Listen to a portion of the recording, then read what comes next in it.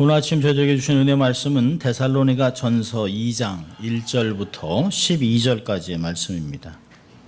신약 329페이지 데살로니가 전서 2장 1절부터 12절까지의 말씀을 봉독해 드립니다. 하나님의 말씀을 봉독해 드릴 때 여러분의 심령과 귀에 은혜가 있기를 바랍니다. 하나님의 말씀입니다. 형제들아, 우리가 너희 가운데 들어감이 헛되지 않은 줄을 너희가 친히 아나니 너희 아는 바와 같이 우리가 먼저 빌립보에서 고난과 능욕을 당하였으나 우리 하나님을 힘입어 많은 싸움 중에 하나님의 복음을 너희에게 말하였노라. 우리의 권면은 간사에서나 부정에서 난 것이 아니요 괴계에 있는 것도 아니라 오직 하나님의 옳게 여기심을 입어 복음을 전할 부탁을 받았으니 우리가 이와 같이 말함은 사람을 기쁘게 하려 함이 아니요 오직 우리 마음을 감찰하시는 하나님을 기쁘시게 하려 함이라. 너희도 알거니와 우리가 아무 때에도 아첨의 말이나 탐심의 탈을 쓰지 아니한 것을 하나님이 증거하시느니라. 우리가 그리스의 사도로 능히 존중할 터이나 그러나 너희에게든지 다른 이에게든지 사람에게는 영광을 굳이 아니하고 오직 우리가 너희 가운데서 유순한 자가 되어 유모가 자기 자녀를 기름과 같이 하였으니 우리가 이같이 너희를 사모하여 하나님의 복음으로만 아니라 우리 목숨까지 너희에게 주기를 즐겨함은 너희가 우리의 사랑하는 자 됨이니라. 형제들아, 우리의 수고와 애쓴 것을 너희가 기억하리니 너희 아무에게도 누를 끼치지 아니하려고 밤과 낮으로 일하면서 너희에게 하나님의 복음을 전파하였노라. 우리가 너희 믿는 자들을 향하여 어떻게 거룩하고 옳고 흠없이 행한 것에 대하여 너희가 증인이요 하나님도 그러하시도다. 너희도 아는 바와 같이 우리가 너희 각 사람에게 아비가 자기 자녀에게 하듯 권면하고 위로하고 경계하노니 이는 너희를 부르사 자기 나라와 영광에 이르게 하시는 하나님께 합당히 행하게 하려 함이니라. 아멘. 하나님의 말씀이었습니다. Good morning. 네, 좋은 아침입니다. 우리 한번 또 해볼까요? 양손을 또 가슴에 얹고 우리가 두 번 외쳐봅니다. 나는 하나님의 특별한 사랑을 받은 사람이다. 두 번 하겠습니다.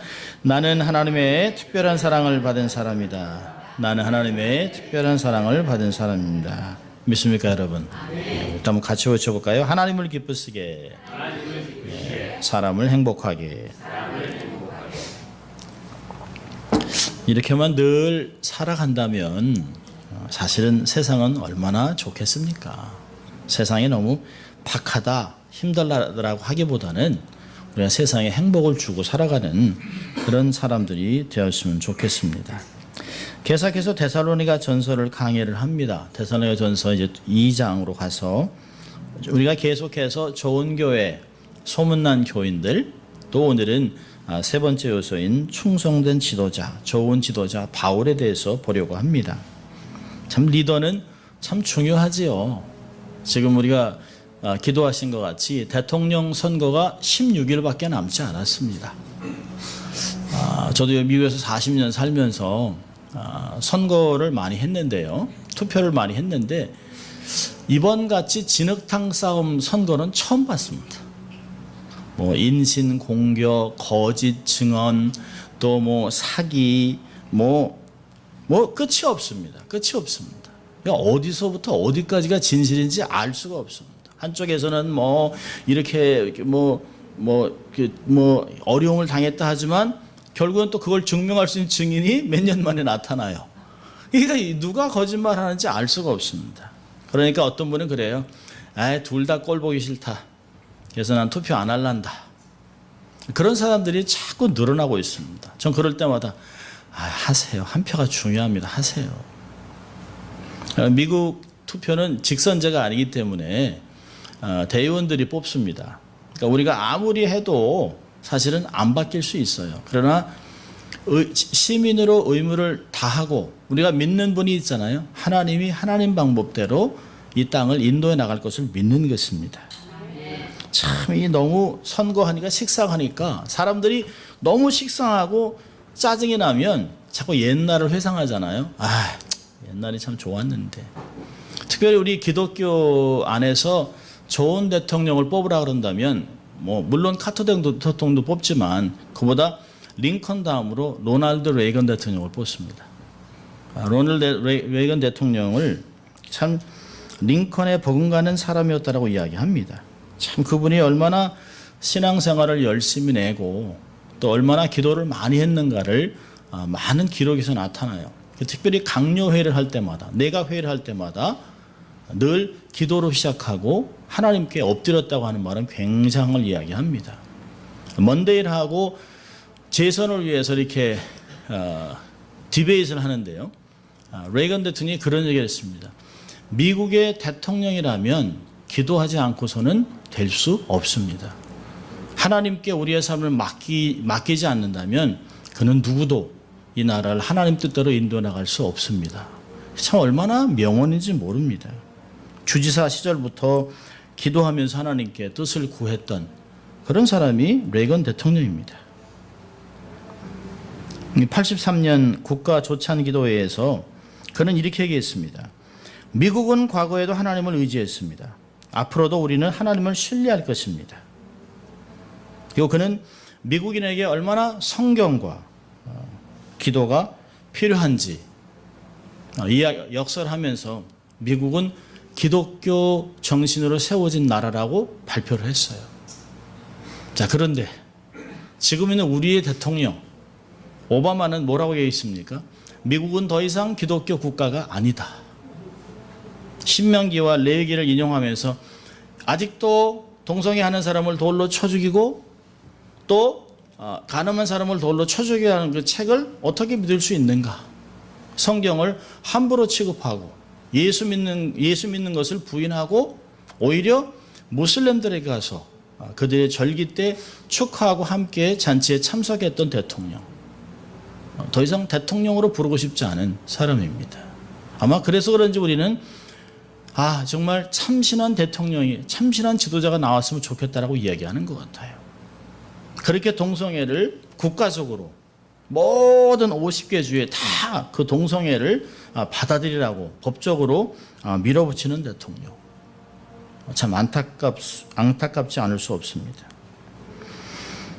정말 국가 지도자를 위해서 기도할 때죠. 하나님을 경외하고 하나님을 무서워할 줄 아는 그런 대통령이 정말 돼야 합니다. 여러분, 국가만큼이나 교회의 리더십도 중요하다고 생각합니다. 성경은 한 사람의 리더 때문에 그 공동체가 살기도 하고 죽었던 것을 많이 기록합니다.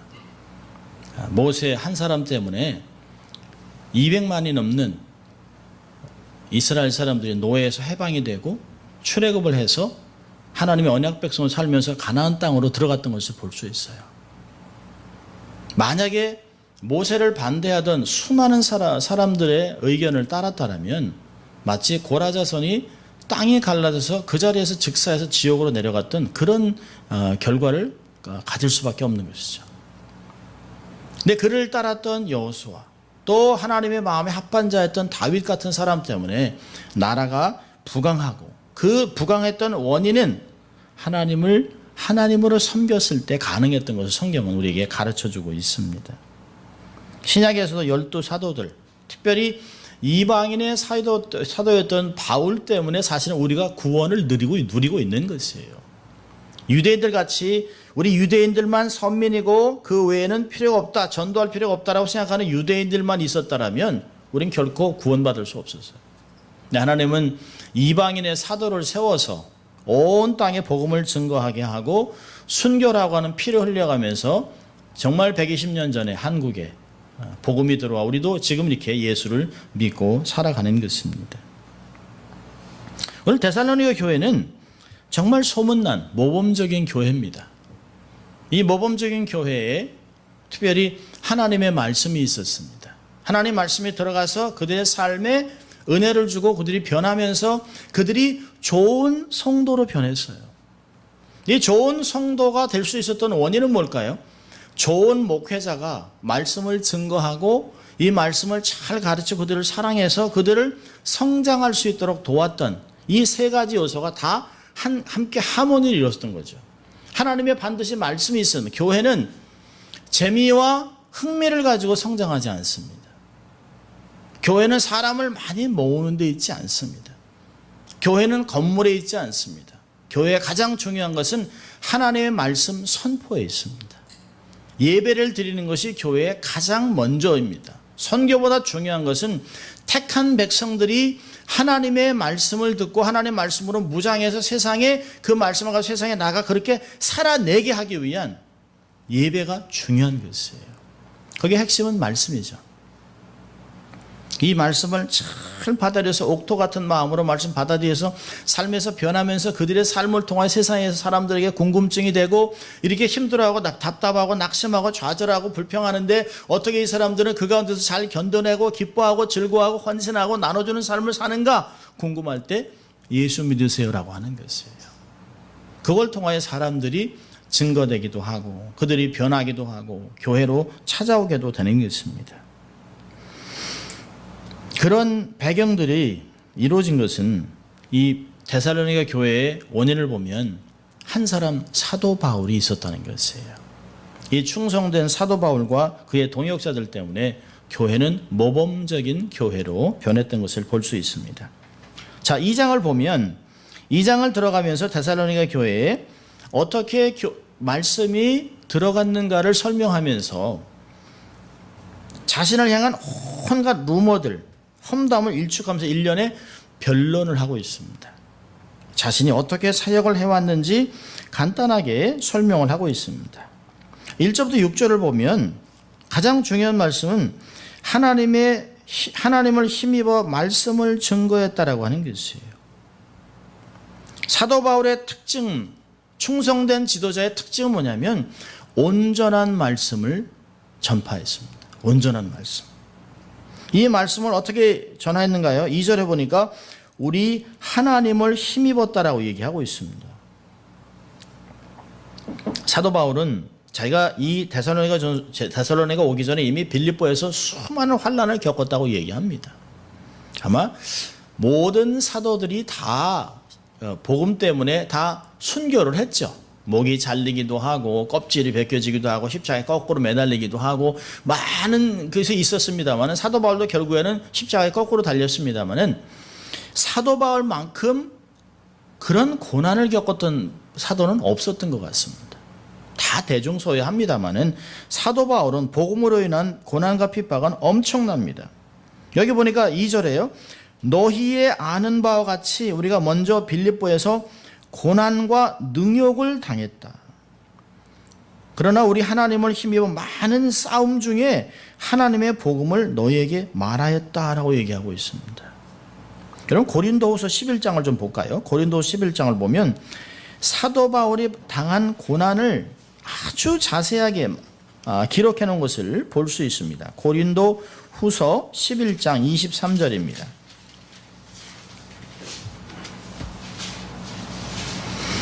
고린도후서 11장 23절부터 29절을 제가 봉독해 드립니다.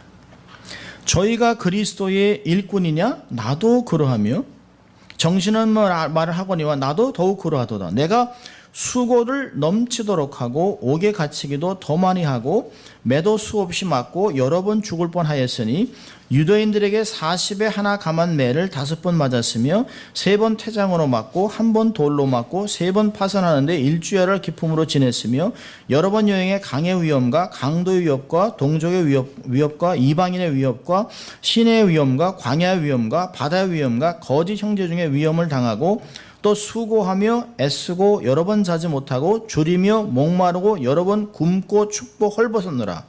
이외의 일은 고사하고 오히려 날마다 내 속에 눌린 일이 있으니 곧 모든 교회를 위하여 염려하는 것이라. 누가 약하면 내가 약하지 아니하며 누가 실족하게 되면 내가 애타지 않더냐. 내가 부득불 자랑할진대 나의 약한 것을 자랑하리라. 참 대단한 것이죠. 여러분 선교사들이 일반적으로 복음을 증거하기에 선교지 가서 복음을 증거할 때 100% 환영을 받았던 것은 거의 없습니다. 토마스 선교사도 한국에 가서 대동강에서 말씀을 증거도 하지 못하고 목이 잘리잖아요. 한국에도 얼마나 많은 선교사들이 순교를 했는지 몰라요. 한국이 이렇게 복음화가 되고 이 교회가 성장했었던 것은 한국 사람들이 세상에 나가 순교의 피를 엄청나게 흘렸습니다. 그들의 단 한 가지 목적은 복음을 증거하고 싶었던 것이에요. 하나님의 말씀을 전하고 싶었던 것입니다. 죄인을 구원하러 십자가의 대속죄물이 되셨던 예수 그리스도 하나님의 사랑을 증거하는 것 외에는 아무것도 자랑하지 않겠다고 얘기했습니다. 사도 바울이 얘기했어요. 내가 십자가 외에는, 예수 그리스도의 십자가 외에는 어느 것도 자랑하지 않겠다. 갈라디아서 6장 14절은 이야기합니다. 순교를 각오하고 어려움과 핍박을 감당하면서 하나님을 힘입어 복음을 전파했다는 것이에요. 여러분, 세상이 변하고 흔들려도 하나님의 말씀은 1.1획도 떨어지지 않습니다. 말씀이 선포된 것은 반드시 때가 되어 열매가 나타날 것을 믿는 것이에요. 사도 바울은 하나님을 힘입어서 고난을 극복하면서 복음을 증거했는데요, 그의 자세가 3절부터 6절까지 나타나고 있습니다. 바울은 이야기합니다. 3절에 보면 자기는 그 당시에 있었던 사람들과 다른 모습으로 복음을 증거했다고 얘기합니다. 3절에 보니까 간사나 부정이나 괴계 있는 것이 아니라고 얘기합니다. 또 5절에 보니까 아첨의 말이나 탐심의 탈을 쓰지 않았다. 그 당시에 고린도 교회나 이 데살로니가 교회 보면 아주 큰 도시입니다. 큰 도시이기 때문에 많은 철학자들이, 떠돌아다니는 철학자들이 약장수같이 많이 모여요. 그래서 철학자같이 긴 옷을 입고 한쪽에 팔을 대고 학자같이 서서 내가 여러분들에게 아주 놀라운 것을 이야기하겠습니다. 그럼 새로운 것들을 찾는 헬라 사람들, 로마 사람들은 그것을 들으라고 막 모여요. 그럼 그 사람들에게 새로운 것들을 막 얘기하려면 웅변술도 배우고 마술도 배우고 또 이렇게 막 아주 화려한 옷도 입고 사람들의 눈을 끕니다. 그래서 결국은 하는 얘기가 뭐예요? 막 전함 사람들이 오 놀랍다고 얘기하면 끝나고 나면 모자를 딱 벗어서 이렇게 돌리는 거예요. 아니요, 많은 사람들을 모아서 자기 팀으로 만들어서 그룹을 만들어서 헌금을 하게 합니다. 돈을 도네이션 하게 해서 결국 그것으로 먹고 살아요. 여러분, 왜 사도 바울이 내가 다른 사람과 다르게 밤과 낮으로 일하고 모든 사람에게 짐을 지지 않았느냐? 사도 바울이 다르게 살았던 이유는 나는 떠돌아다니는 약장수나 이런 철학가들이 아니라는 거예요. 내가 이 얘기하는 건 세상에 재밌는 얘기나 새로운 신에 대한 얘기가 아니라는 거죠. 생명을 구원하는 예수 그리스도의 복음을 증거하기 때문에 그 복음을 증거하는 것에 해가 될 것 같으면 차라리 내가 돈을 안 받고 내 힘으로 애를 쓰고 수고하고 일을 하면서 복음을 증거한다는 것이에요. 떠돌아다니는 사람들은 자기의 가르치는 것을 생계를 유지해야 되니까 아주 사람들의 교묘한 말들을 많이 썼습니다. 미끼를, 그럴싸한 미끼를 던지고 또 거짓말도 하고 과장도 하고. 제가 한양중학교를 다녔거든요. 그 서론동장 바로 옆에 있는 한양중학교.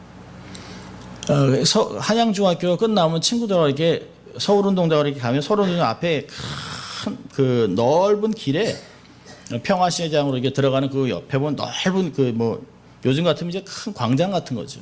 거기 보면 별의별 사람들이 다 모여 있습니다.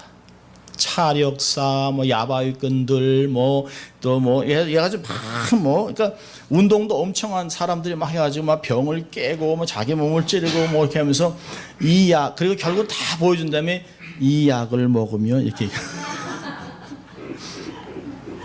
그럼 또 이게 허리허리한 사람들은 또 거기에 또 이게 속아요. 그래서 막 약을 삽니다. 그래서 어떤 사람은 그래요.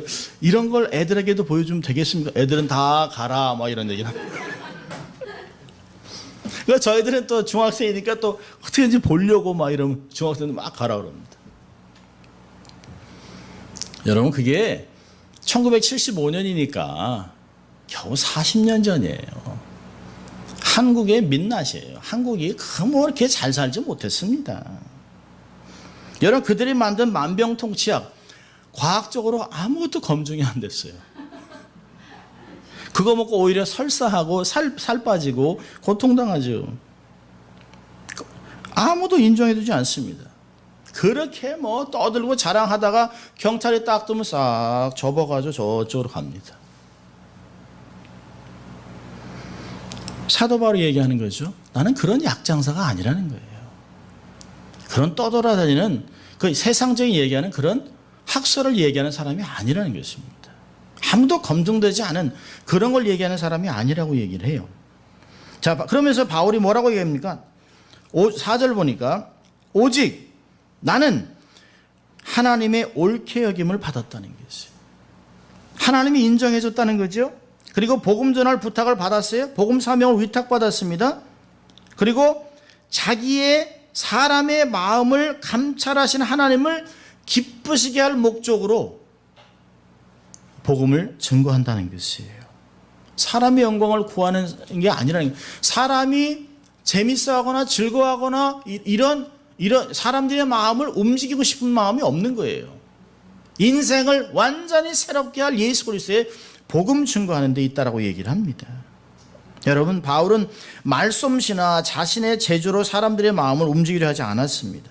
여러분, 말씀의 역사는 사실은 말재주나 소위 포장에 있지 않습니다. 그 사람의 경건에 담겨 있을 때 영혼을 울릴 수 있는 말씀이 선포되는 것이에요. 젊은 나이에 하나님의 부르심을 받던 로버트 머레이 맥체인 목사님이 있습니다. 아주 참 젊은 나이에 사역을 하다가 하나님의 부름 받았는데요. 그분이 강단에 올라갈 때 그분이 아무 얘기하지 않았는데도 그분의 삶을 보고 회중들이 감명을 받고 어떤 분들은 눈물을 흘리기도 했다고 합니다.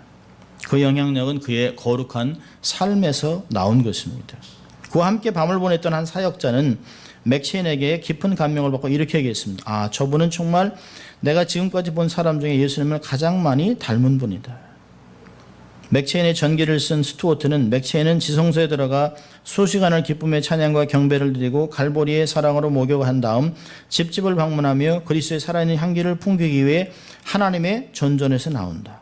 그가 거리를 걸을 때 사람들은 그의 얼굴에서 예수님을 보고 놀랐다고 기록합니다.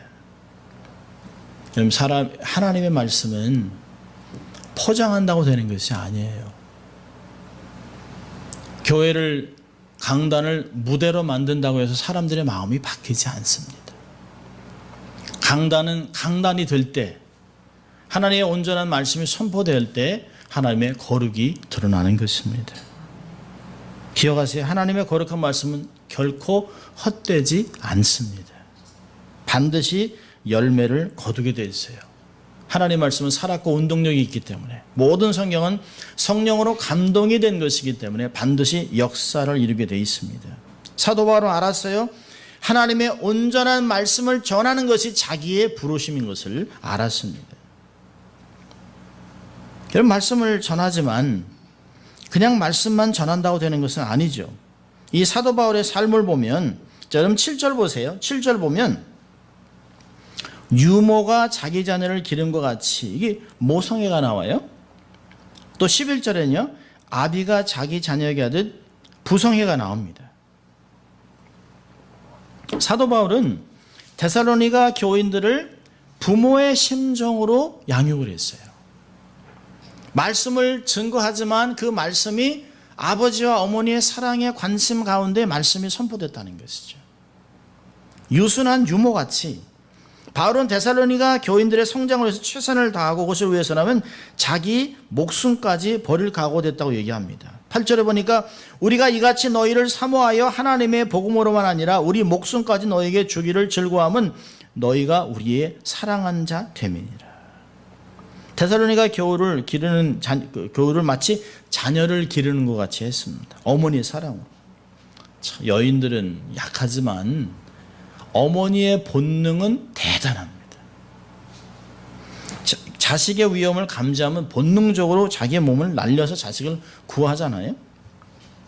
오래전에 그 중국 수촨성 베이촨에 무너진 가옥에서 생존자 구조 작업을 벌이던 구조대원들은 포대기에 쌓인 아기를 품에 안고 엎드려 있는 여인의 시신을 발견한다. 죽은 엄마의 품에 안겨있던 젖먹이는 숨을 쉬고 있었다.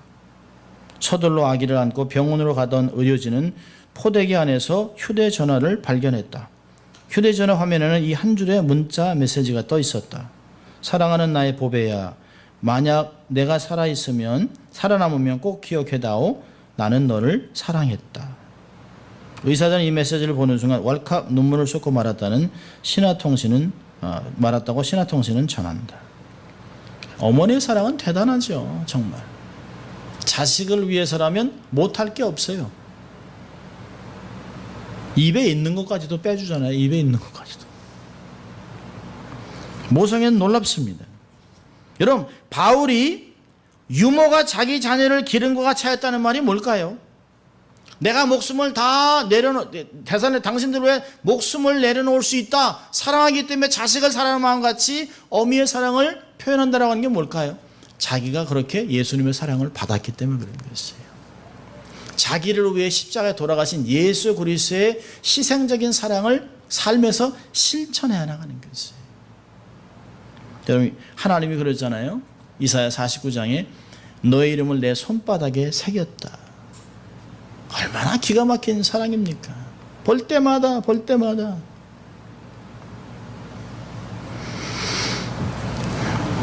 유순한 유모같이 모성애로 키웠습니다. 11절에서는 아비의 마음으로요. 아비는 어떤 그 마음으로 자세로 아이를 양육하나요? 11절에 너희도 아는 바와 같이 우리가 너희 각 사람에게 아비가 자기 자녀에게 하듯 권면하고 위로하고 경계했다.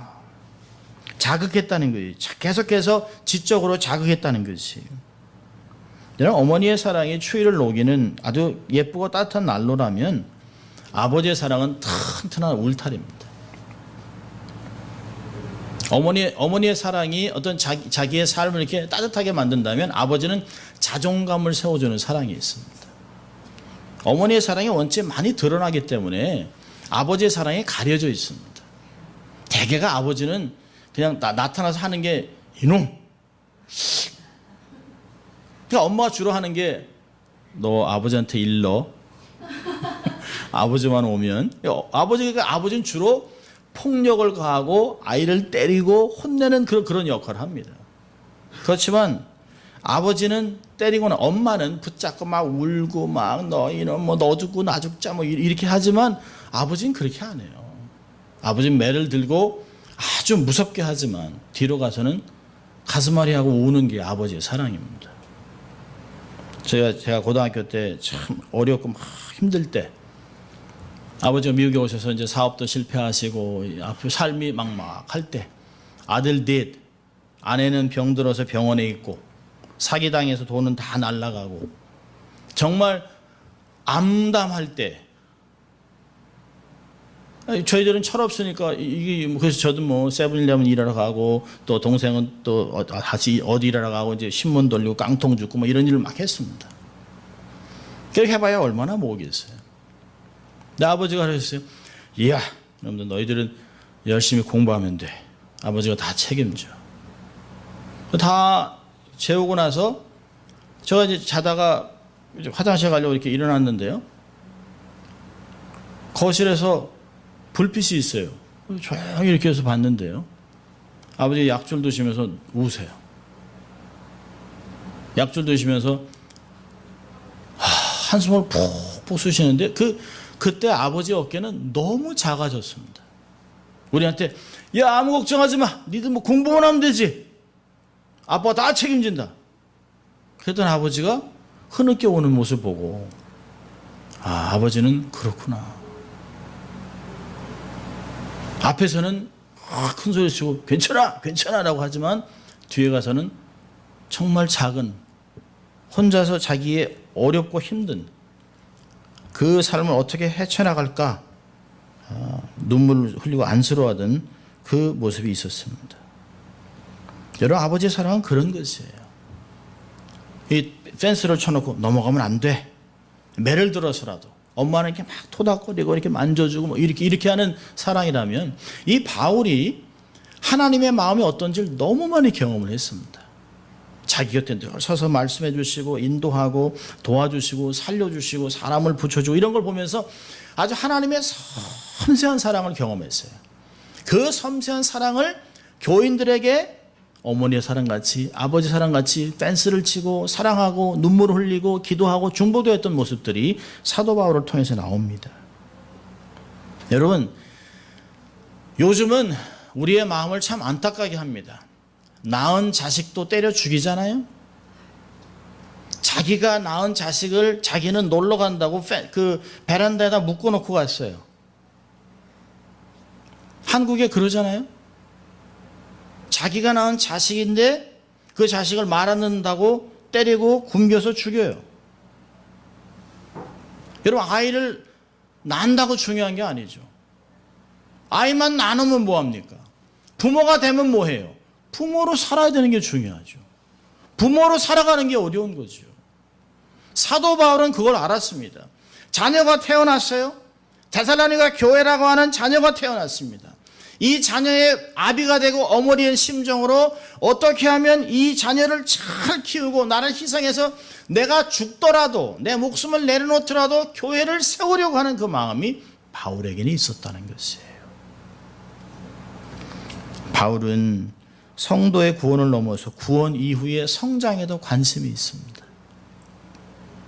하나님과 관계가 깊어지고 점차 그리스도를 닮은 성품이 나타나기를 바랬습니다. 부모의 심정으로 관심을 두었던 바울의 모습입니다. 세 번째로는 10절부터 13절까지 보면 바른 목표를 세워놓았습니다. 하나님께 온전한 말씀을 전하고 부모의 심정으로 양육하고 또 목표를 아주 높게 세워놨어요. 하나님께 합당한 삶을 살아가는 것을 가르쳤습니다. 13절 보세요. 12절에 이는 너희를 부르사 자기 나라와 영광에 이르게 하신 하나님께 합당히 행하게 하려 함이니라. 여러분, 신앙이 구원받고 천당 가는 것으로 끝나는 것이 아닙니다. 그걸 목표로만 삼으면 온전하지 않아요. 성도들로 하여금 그 이상을 가르쳐야 합니다. 자신의 사람, 제자, 자기의 교회를 만드는 것이 중요한 것이 아닙니다. 하나님을 향해 올곧은 인생을 살아가도록 가르치는 것이에요. 세상이 도저히 감당할 수 없는, 도저히 계산도 할 수 없는 그런 엄청난 도덕의 기준을 가지고 이렇게 하나님을 닮아가는 자가 되어야 된다라고 가르치는 것이에요.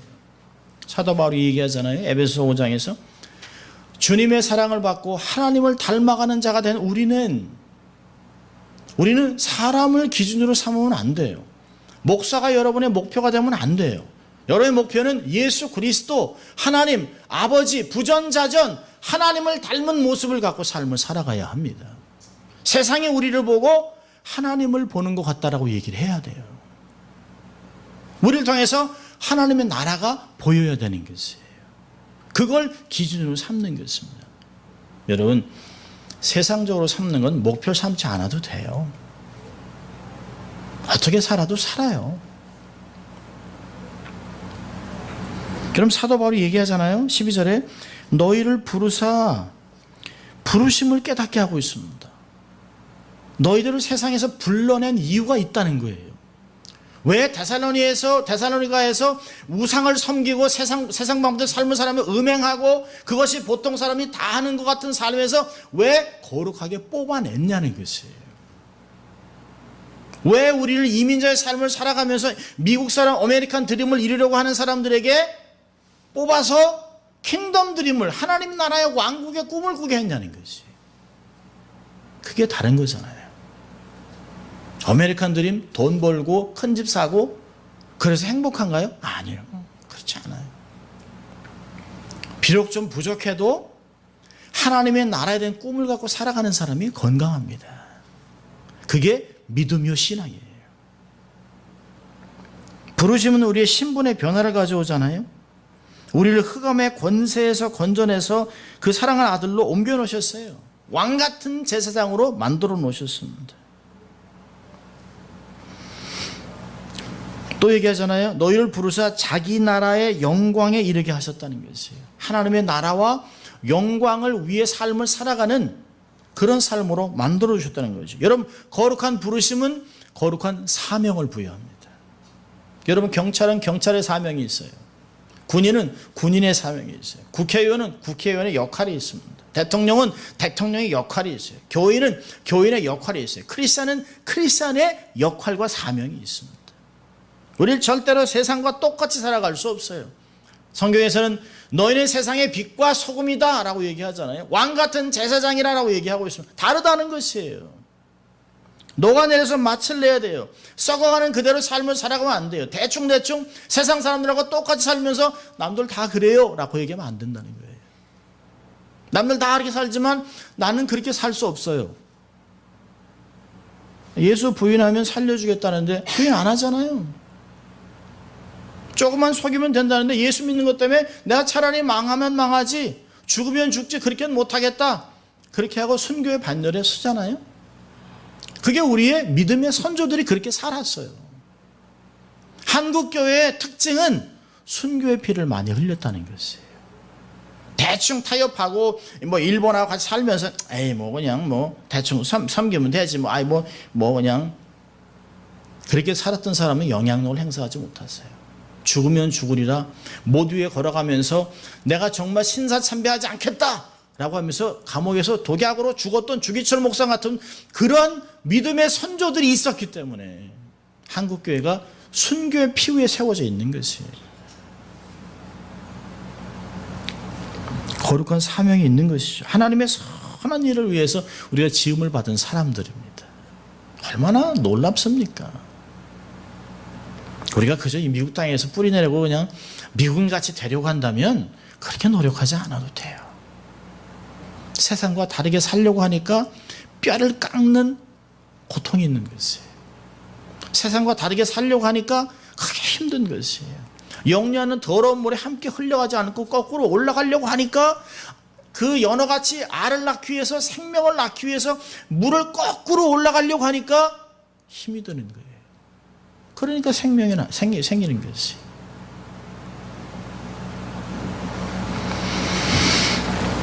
우리의 각개인이 아닌 하나님의 나라를 이 땅에서 대변하고 하나님의 명예와 영광을 위해 삶을 살아가야 된다라고 사도 바울은 가르치고 있습니다.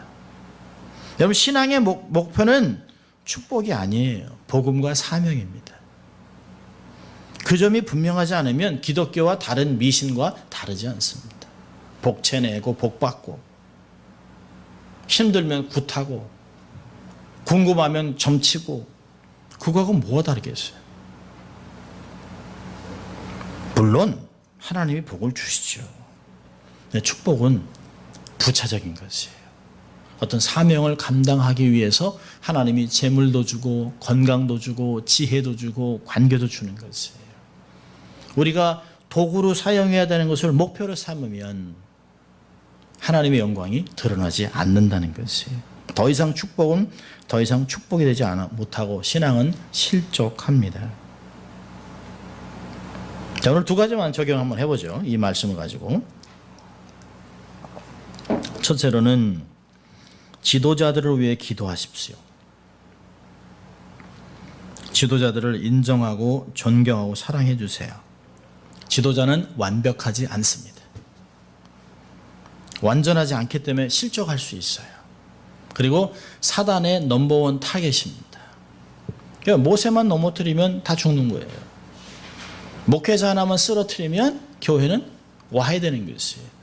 교회의 분쟁이라서 교회가 깨질 때 가장 큰 상처는 누구예요? 교인들이 받습니다.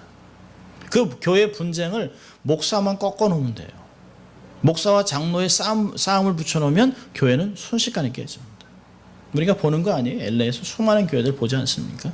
우리 교회도 겪는 거 아닙니까? 겪었던 건 아닙니까?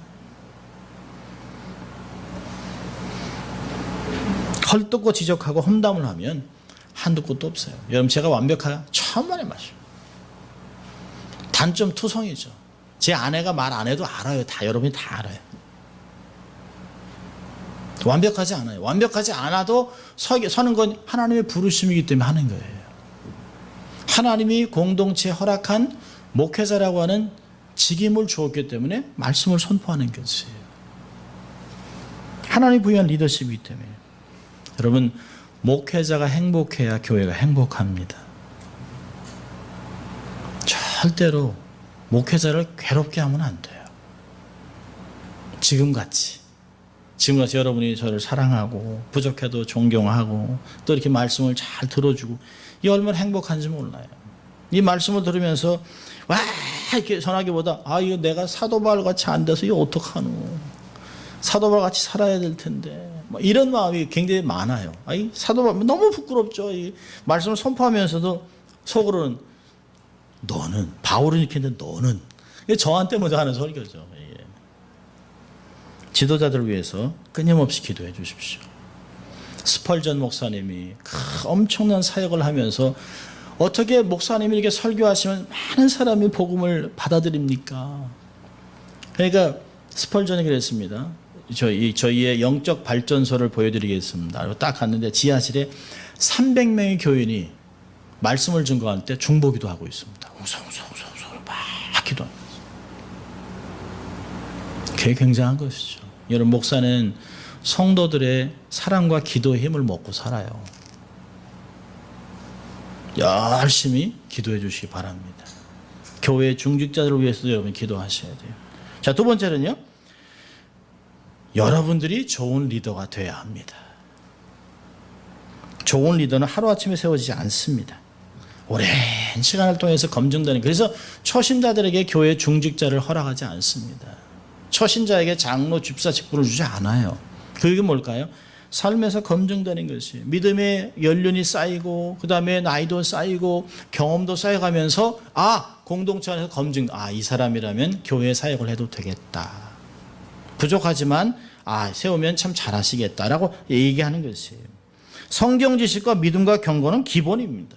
그런데요, 정말 중요한 건 실력보다 더 중요한 건 뭘까요? 성품입니다. 성품. 착해야 돼요. 착하고 겸손하고 부지런해야 됩니다. 제일 무서운 사람이 누굴까요? 열심히 있어요. 소신껏 일어나는데 자기 마음대로 해요. 아무 말도 안 들어요. 제일 무서운 사람. 귀가 열려 있어야 돼요. 귀가. 좋은 리더가 되려면 하나님과 사람들의 말에 귀가 열려 있어야 합니다. 언로가 막히면 안 돼요. 백성들이 힘들어하는구나. 내가 저 집사람 도와드려야겠다. 참 저 장로님 도와드려야지. 권사님 좀 도와드려야지. 이렇게 하면서 사람을 돕기 시작하다가 교회에 덕을 세우기 시작하고 잃어버린 영혼에 대한 마음이 생기고 선교에 열심을 하다 보면 그 사람이 좋은 리더가 되는 거예요. 내가 좋은 리더죠 라고 해서 되는 사람이 어디 있습니까? 사람들이 되게 공천하고 추천하면 그 사람이 검증됐다는 거예요. 그 사람들이. 여러분 교회의 목회자 리더십이 좋은 충성된 지도자들이 되도록 기도하시고요. 여러분들도 내가 먼저 좋은 리더가 되겠다. 어디서부터요? 가정에서, 또 직장에서, 그리고 교회에서, 사회에서 좋은 리더가 되면 그것이 모여서 이 교회가 말씀과 지도자와 함께 좋은 성도들이 좋은 교회를 만들어가는 것이에요. 이 데살로니가 전서를 강의하고 우리가 배우면서 난가지 비전교회가 정말 소문나는 교회, 소문나는 성도, 소문나는 목회자, 지도자가 있는 교회가 되기를 바란다 라고 하는 마음으로 최선을 다하는 여러분들 되시길 주의 이름으로 축원합니다. 기도하겠습니다. 하나님 아버지 감사합니다. 오늘도 말씀을 통하여 우리가 어떠한 지도자가 되고 어떤 삶을 살아가 될지 도전하시고 가르쳐 주신 주님 감사합니다. 정말 최선을 다하여 충성된 사람이 될 수 있도록 도우시고 하나님의 영광 위에 우리의 삶을 드리는 귀한 종들이 다 될 수 있도록 하나님 축복하여 주시옵소서. 감사하고 예수님 이름으로 기도합니다. 아멘. 자, 이렇게 다